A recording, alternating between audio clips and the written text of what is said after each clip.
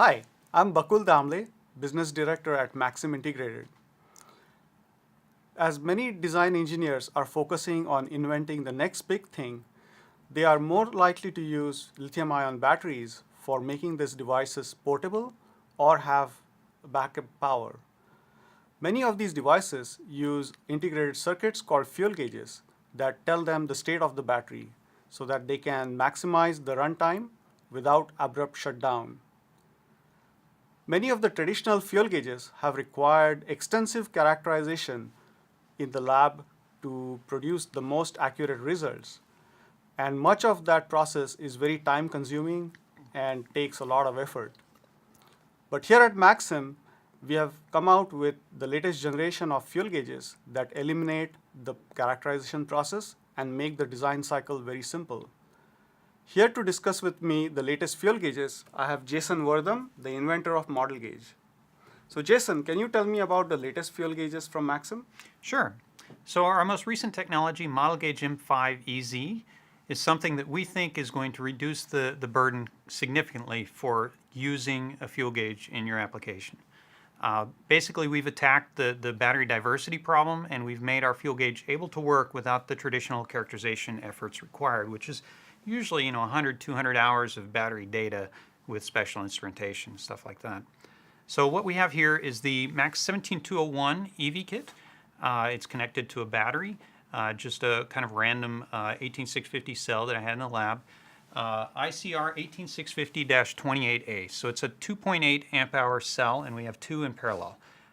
There's a few flavors of this product: 17201, 17205, 17211, and 215. Anyway, they all support M5EZ. On the screen here, I have the EV Kit GUI, which shows a bunch of information going on inside of the chip right now. It thinks the battery is 1500 milliamp hours because it's not been configured yet.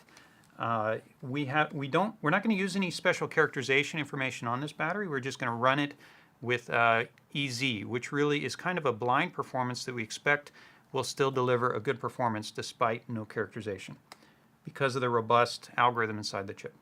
So in order to use that EZ algorithm, we run the config wizard. It'll ask us a bunch of questions, kind of walk you through it.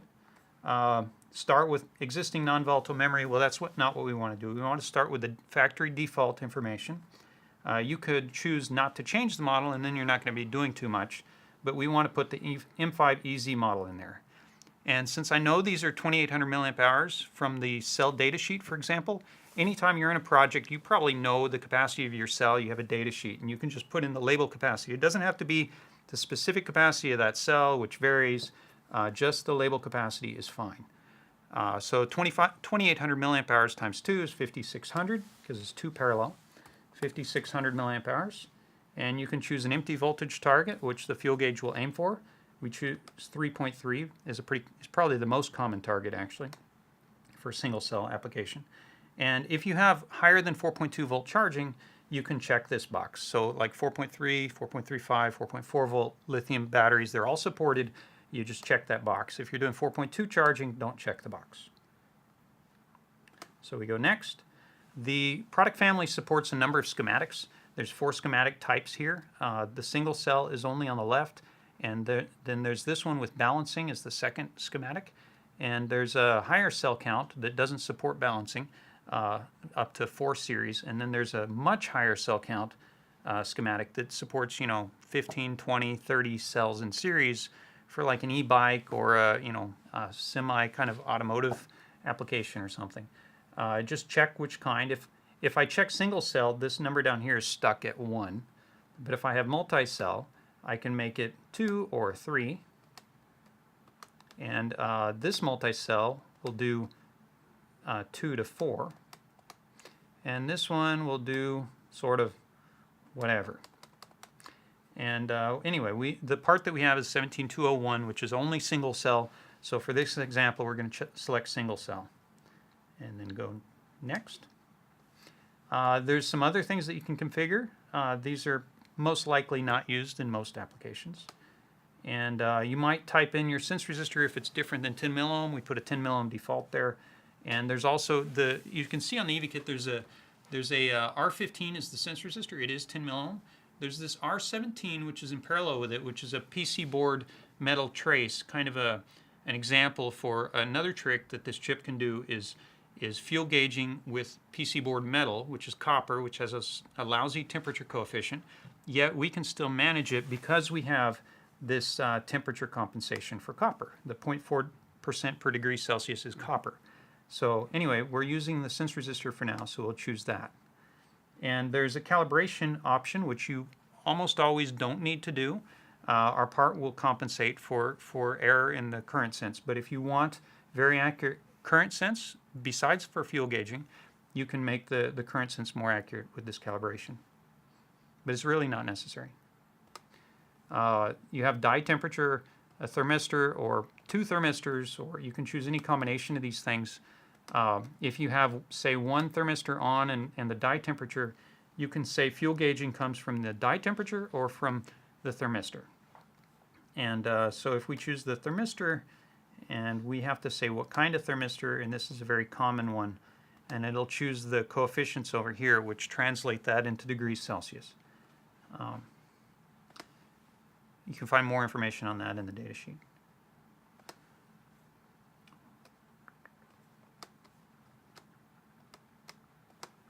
Okay.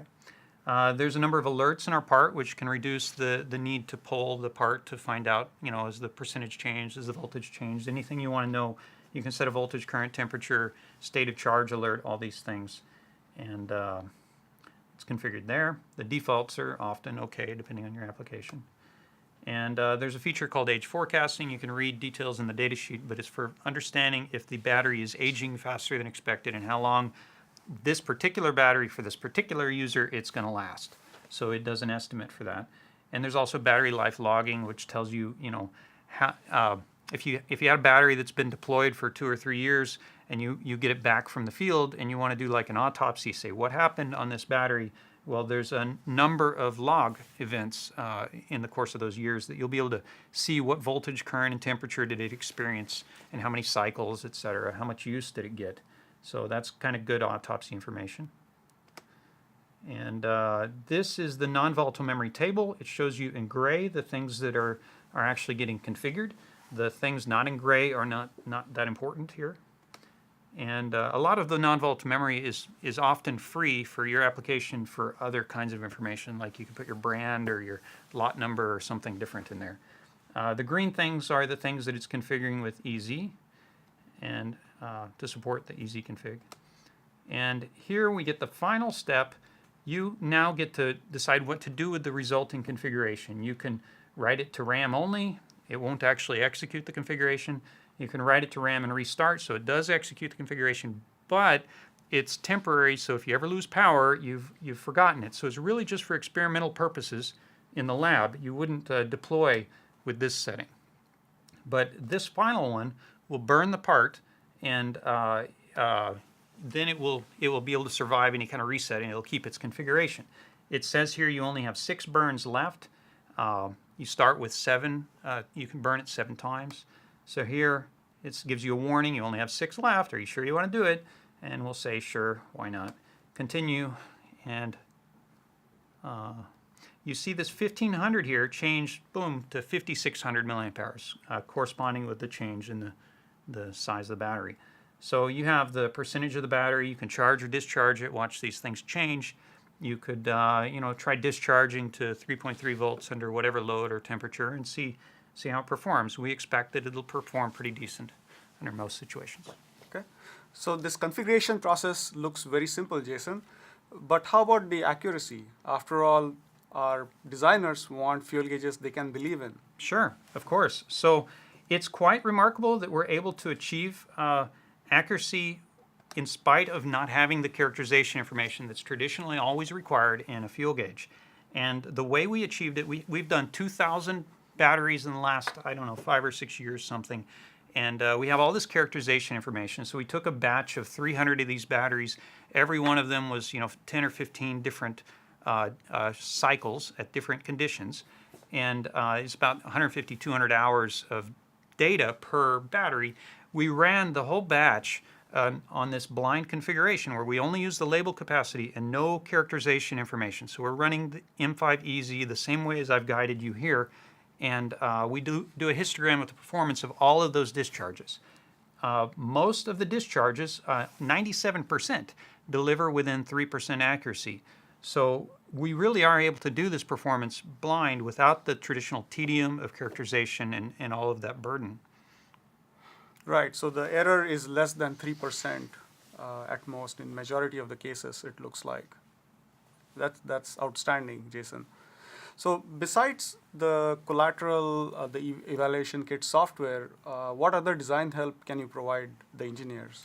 So on our website, there's the data sheet, which is extensive. It describes all the registers in the part and some various application information. There's also the EV-Kit hardware that you see here, as well as the EV-Kit GUI you saw. And there's a data sheet behind the EV-Kit, so you can get an example layout.